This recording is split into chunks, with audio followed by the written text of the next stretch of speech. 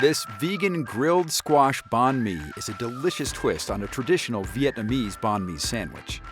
In this plant-based version, marinated and grilled butternut squash takes center stage. Paired with pickled vegetables and fresh herbs, it's no wonder this is one of the world's most beloved sandwiches. To start, let's make our pickled vegetables. Dissolve sugar in rice vinegar. Add some julienne daikon and carrots. Cover and let this marinate for 12 to 24 hours. Remove the vegetables from the pickling liquid and set aside. Now for the squash.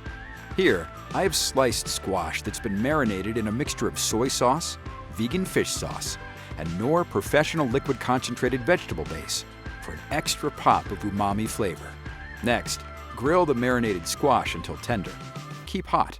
Now we're ready to assemble our sandwich. Spread each side of a French roll with some creamy Hellmann's vegan mayo.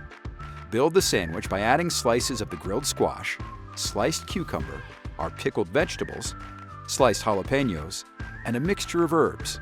Here, I have Thai basil leaves, mint leaves, and cilantro.